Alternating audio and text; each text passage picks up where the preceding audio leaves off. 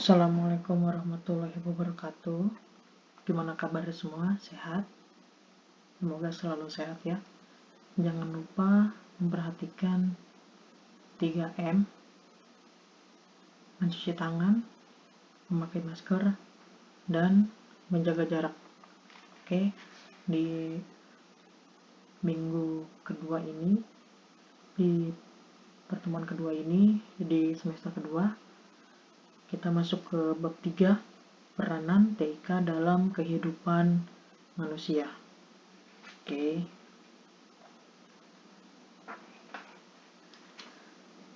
Kita next. TIK yang mengubah kehidupan manusia. Ada beberapa layanan yang tersedia dan mengubah cara manusia melakukan bisnis, pekerjaan, interaksi, dan komunikasi dalam kehidupan sehari-hari. Jadi kita bisa lihat di sini. Yang pertama kita next. Yang pertama adalah berbagai kemajuan teknologi. Contohnya itu ada aplikasi WhatsApp, Telegram. Kalau Telegram, coba ibu cek. Kalau Telegram ada video call nggak? Kalau di WhatsApp kan ada video call. Oke, sebentar.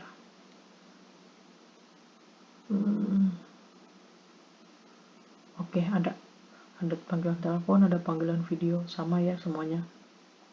Jadi kemajuan teknologi itu yang bisa dirasakan, sangat dirasakan ya. Selain banyak lagi nanti di belakang yang kita bisa lihat. Kita next. Di sini ada machine learning. Adalah algoritma yang memungkinkan komputer belajar untuk menjadi pintar seperti halnya manusia atau binatang yang dapat belajar dari pengalaman sebelumnya. Apa nih? Contohnya kayak gimana? Jadi gini, kalian misalnya main game catur. Kalian main game catur nih, kalian yang putih nih pertama. Kalian menang. Yang hitam kalah si komputer. Lalu si komputer merekam cara strateginya kalian. Lalu kalian main lagi nih, play again. Terus kalian yang hitam, kalian menang lagi. Terus direkam lagi sama si komputer. Kalian yang putih, kalian menang lagi, direkam lagi. Kalian yang hitam, kalian main lagi, menang lagi, direkam lagi. Jadi semakin sering kalian menang, sebenarnya semakin si komputer mengupgrade kemampuannya dia untuk bisa lebih mahir. Jadi kalau misalnya teman kalian minjem handphone kalian untuk main catur, belum tentu temannya bisa tuh menang, karena itu udah di save sama si komputer untuk bisa jalan seperti halnya kalian menjalankan strategi itu. Jadi belum tentu teman kalian bisa menang, dan belum tentu juga kalian makin lama makin bisa menang, karena komputer akan mengkombinasikan seluruh strategi yang kalian pernah gunakan. Misalnya kalian pernah 5 kali menang dengan cara yang berbeda, itu dikombinasikan sama komputer, seperti nanti dia bisa menjalankan 5 cara yang berbeda yang kamu harus cari jalan keluarnya lagi yang berbeda lagi, dan itu direkam lagi sama komputer seperti itu. Oke, next. Yang B ada computer vision.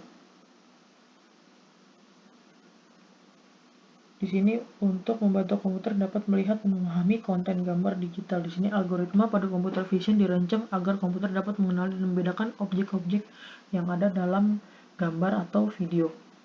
Kalau untuk nggak tahu ya di handphone kalian, mungkin ada juga lah pasti, sudah 2021 gitu kan.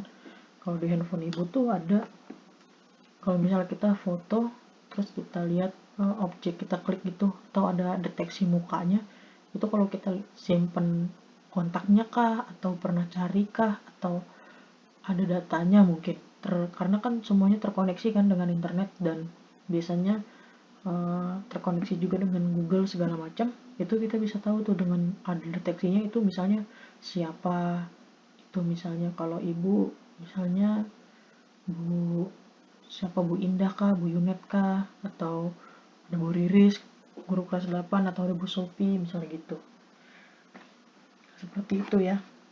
Oke, kita next. Natural language processing. Ada yang pertama itu ada chatbot. Apa itu chatbot? Chatbot itu contohnya SimSimi. Chatbot itu program robot yang digunakan untuk dapat melakukan chatting dengan manusia. Jadi kalian walaupun nggak punya teman chatting ya, jomblo gitu kan, sedih gitu, nah kalian bisa tuh chat sama SimSimi. Halo SimSimi, apa kabar? Kamu sehat nggak? Gitu. Nanti dibalas sama SimSimi, aku sehat. Kamu gimana, sehat nggak ya? Gitulah. Kalau ada yang pernah cobain, atau kalau yang belum pernah cobain, kalian bisa download SimSimi untuk iseng-iseng aja. Dia bisa chatting yang lucu-lucu juga bisa. Oke, yang kedua ada program translate. Program translate itu ya Google Translate yang sejauh ibu tahu. Kalian bisa kalau di web kalian bisa www.googletranslate.com, atau kalian bisa download yang pakai Android bisa download di App Store, di Play Store, atau yang di iPhone bisa di App Store. Oke, yang ketiga ada analisis sentimen. Analisis sentimen itu kayak, kalau ibu tidak salah, kalau salah mohon maaf, koreksi, kalian bisa komen. Analisis sentimen itu misalnya kalian ngetik aja gitu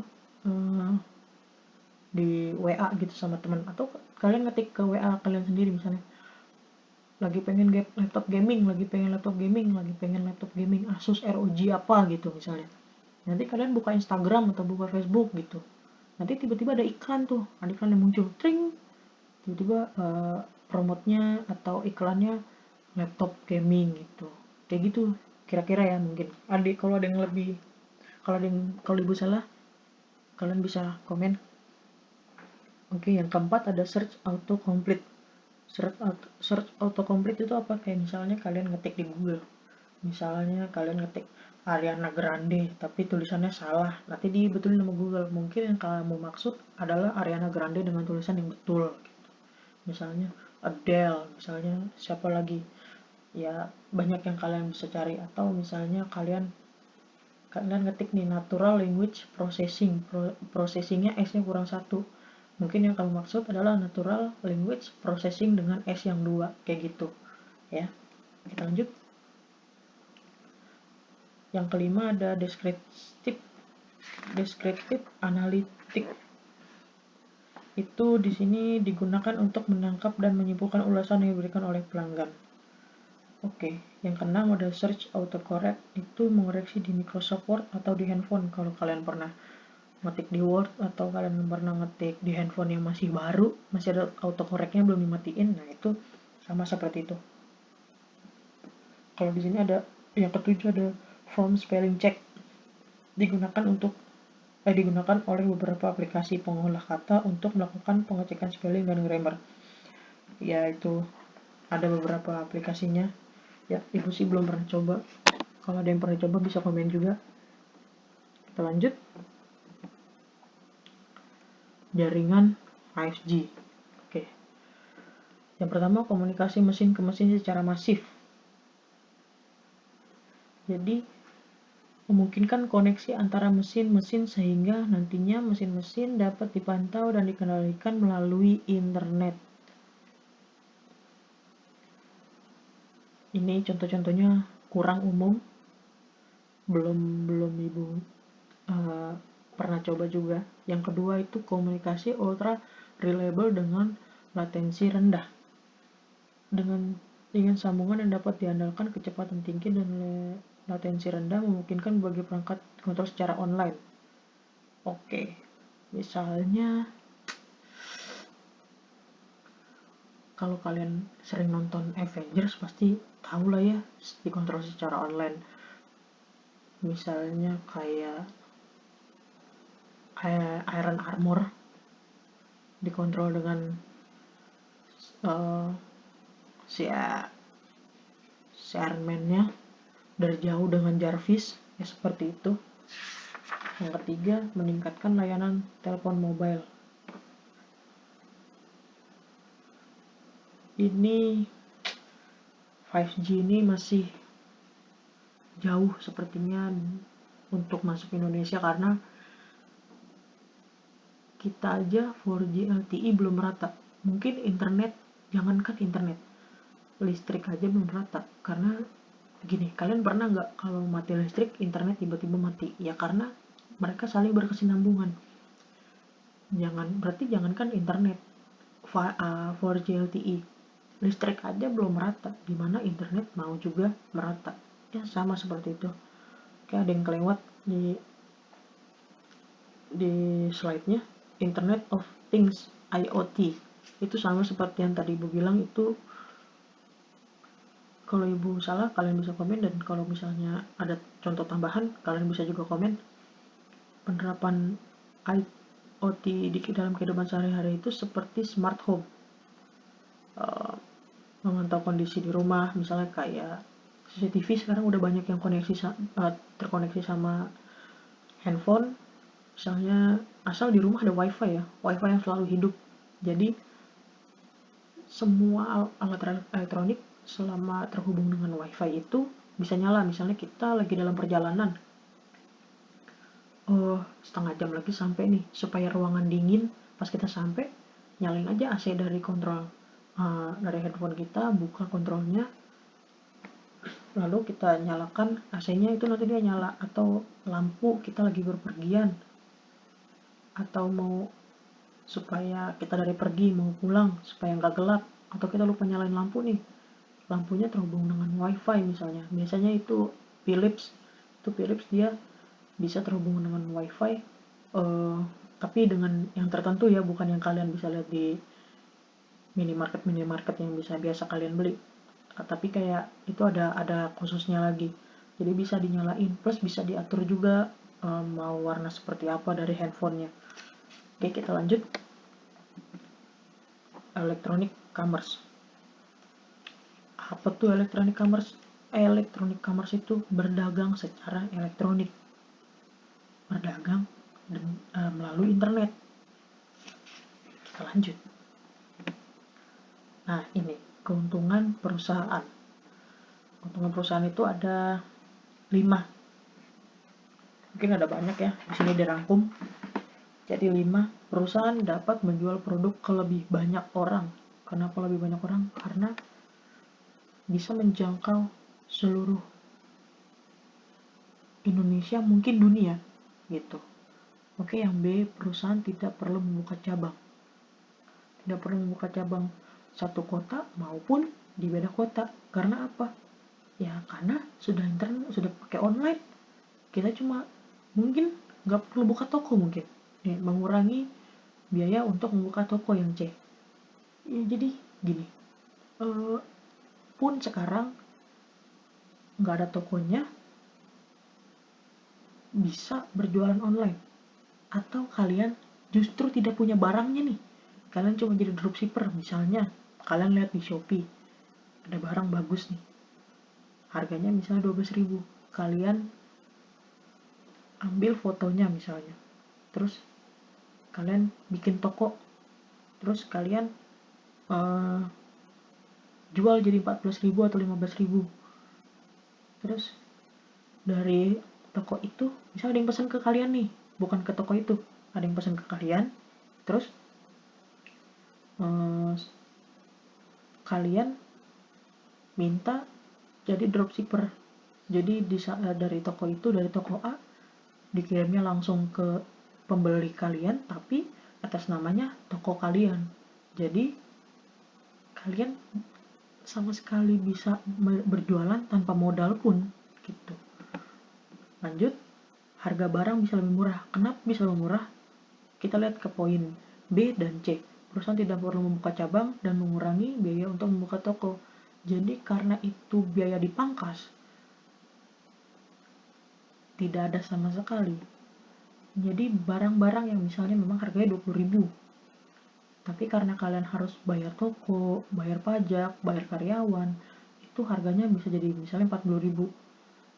Nah, itu biayanya bisa dikurangi jadi tetap misalnya jadi cuma 22.000, kalian ngambil untung 2.000 karena harga modalnya 20.000 gitu. Atau kalian bisa jadi cuma jual 25.000 yang biasanya dulu kalau kalian di toko jualnya 40.000 tuh. Meningkatkan daya saing perusahaan. Misalnya si toko A jual 20.000, di toko B barangnya sama, wah dia jualannya 19.000 nih. Kamu apa nih perbedaannya? Oh mungkin kamu jual baju dapat bonus kaos kaki, apa dapat bonus masker, walaupun harga 20.000 dengan baju yang sama tapi dapat masker dengan harga yang kalau dijual satuan 5.000 misalnya. Jadi karena kalian belinya banyak, jadi sebenarnya itu apa ya, promosi lah ibaratnya gitu. Oke, kita lanjut. Keuntungan konsumen. Tidak perlu datang ke toko. Karena apa? Ya sudah online. Kalian tinggal bisa buka handphone asal ada internet, sudah bisa belanja. Ya enggak? Terus dapat menghemat waktu dan biaya transportasi. Dapat menghemat waktu dan biaya transportasi karena apa? Karena nggak perlu datang ke toko. Misalnya, ibu nih mau ke Gancit, Gandaria City ya, itu memakan waktu misalnya 2 jam sampai 2,5 jam. Dari rumah naik motor 5 menit misalnya, belum nunggu keretanya 10 menit misalnya. Terus perjalanannya berhenti di Tanah Abang transit, lalu ke stasiun berikutnya lagi, terus naik ojek online, ya kan? Itu udah biayanya udah berapa tuh? Ya, belum makan. Kalau di rumah kan makan sudah tersedia gitu kan.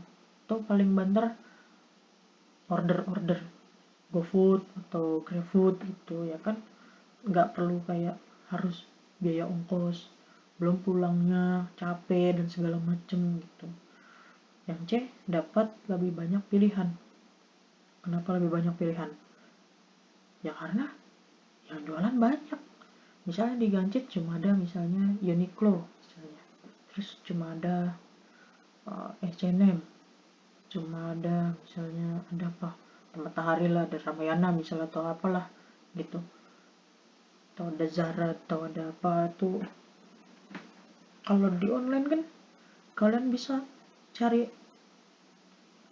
ada misalnya di situ nggak ada, di Gancit misalnya nggak ada Ramayana atau nggak ada Matahari atau nggak ada 3 second, nah kalian bisa cari tuh di online dengan sama, misalnya dengan sama pilihannya lebih banyak gitu, dan biasanya ada promo, ada potongan, ada diskon segala macemnya kalau di online gitu kan. Kita lanjut. Dapat membeli barang dari luar negeri. Nah ini kalau kalian bisa lihat, kalau di Shopee kalian bisa suka lihat tuh dari luar negeri, dari luar negeri. Nah itu dari betul dari luar negeri, atau kalian bisa just tip. Misalnya kalau di Instagram udah just tip apa, lightstick idol karya kalian gitu kan misalnya, atau uh, action figure misalnya kayak One Piece atau yang lain-lain, atau komik-komik yang nggak masuk Indonesia, atau ya macem-macem lah, atau barang-barang kayak Marvel atau sarung tangan kemarin apa yang Infinity War segala macem. Lalu lanjut yang harga barang menjadi lebih murah. Ya itu dia, karena tadi si perusahaan tidak usah membuka toko atau cabang, harganya murah, ya mereka bisa untung, kita juga bisa untung karena dapat barang lebih murah. Oke lanjut. Pembayaran online. Pembayaran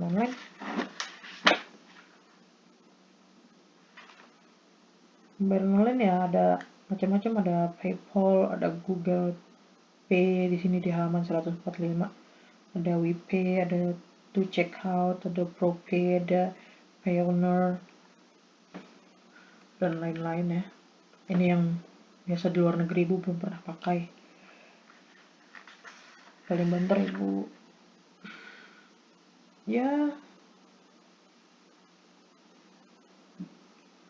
bias yang pernah ibu pakai sepertinya Google Pay.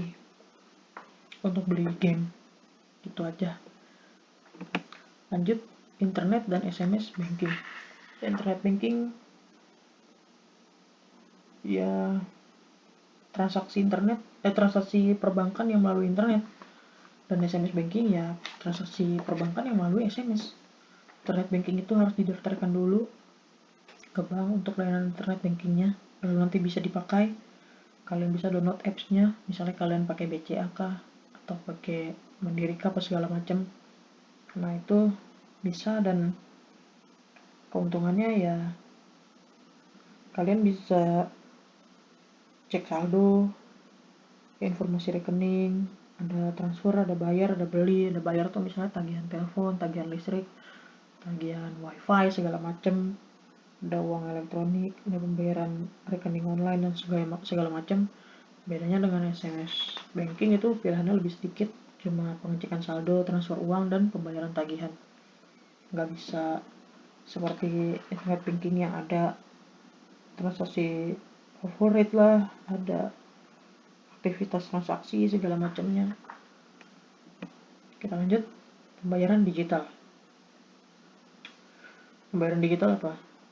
Ya transaksi pembayaran dari mobile, dari digital. Kita next, aplikasi pembayaran mobile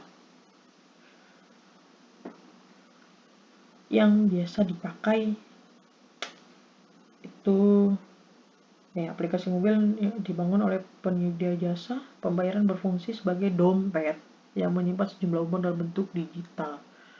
Jadi duitnya itu biasanya ya ditransfer dari m-banking atau internet banking kalian ke misalnya aplikasi GoPay, OVO, Link Aja, Sakuku, Dana, atau ShopeePay dan lain-lain. Itu kalian bisa, atau kalian masukin kalau misalnya kalian abang-abang Gojek nih, mau isi OVO nggak neng, atau mau isi OVO nggak bro sis segala macem.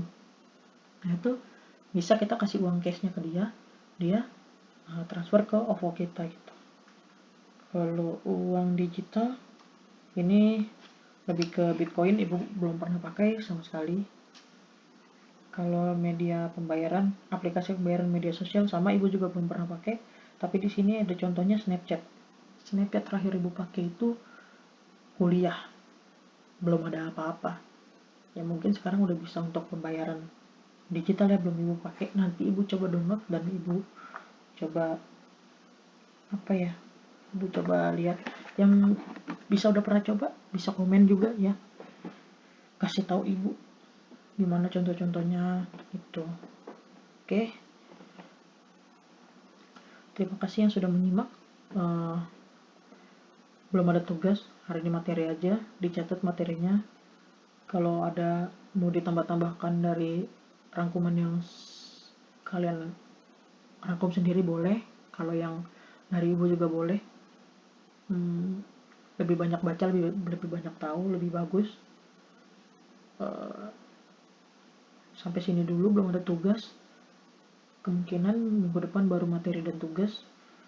Jadi terima kasih yang udah menyimak. Wassalamualaikum warahmatullahi wabarakatuh.